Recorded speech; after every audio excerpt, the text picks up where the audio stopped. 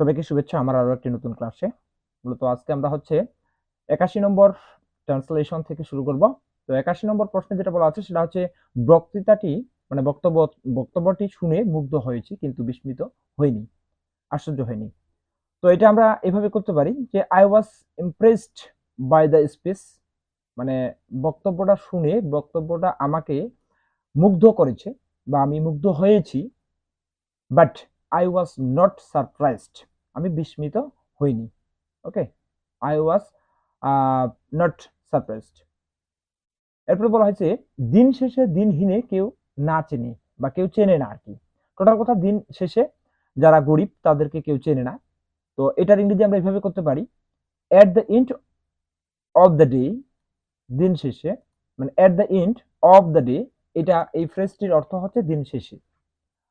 No one, কেউই না, কেউই আর কি, নোস নোস, নো ওয়ানটাকে থার্ড পারসন ধরে এখানে নোস দ্য পোর, গরিবদেরকে চেনে না।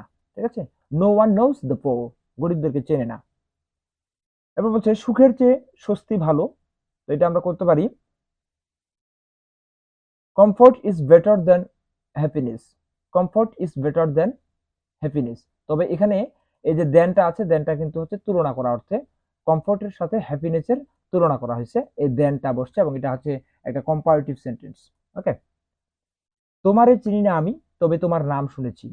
I do not know you, আমি তোমাকে চিনি না, I do not know you, but I heard your name, I heard your name, আমি তোমার নাম শুনেছি।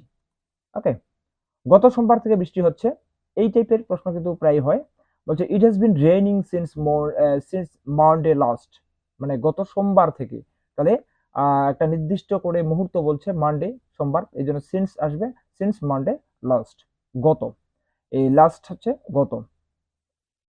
আমাদের বৃথা সময় নষ্ট করা উচিত নয়, we should not waste our time in vein, we should not waste, আমাদের সময় নষ্ট করা উচিত নয়, আওয়ার টাইম, আওয়ার টাইম উচিত নয়, ইন ভেইন মানে বৃথা।